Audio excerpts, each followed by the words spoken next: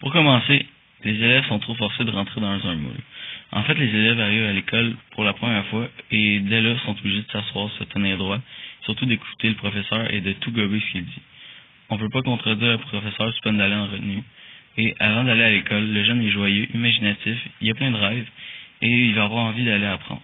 Mais peu à peu, il va tomber dans le moule, comme tous les autres élèves. Il va être forcé de penser d'une certaine manière.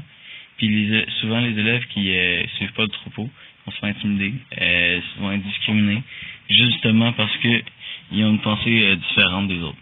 Mais pourtant, ça serait pas mieux d'avoir une conscience propre à chacun.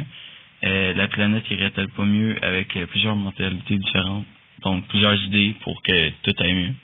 Ensuite, le but de l'école, c'est pas d'avoir compris, mais d'avoir réussi l'examen. À la fin de l'année, si tu as réussi l'examen, tu vas avoir compris ou non la matière, tu vas pouvoir passer ton année puis aller à une année suivante.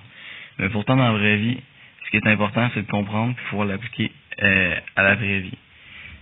Comme par exemple, comment un élève en secondaire 5 ne peut pas réussir une question de secondaire 2 que savoir que la Lune est en orbite autour de la Terre. Ça n'a aucun sens.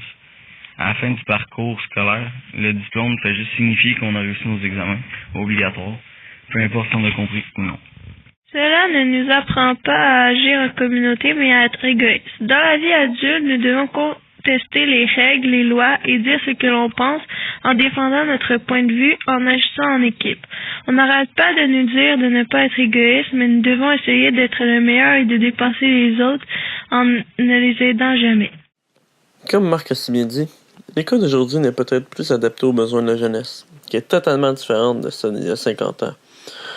L'école d'aujourd'hui crée beaucoup de tort à certains élèves qui sont capables de penser en dehors de la boîte et les empêche de développer cet incroyable talent en les forçant à se conformer à la masse.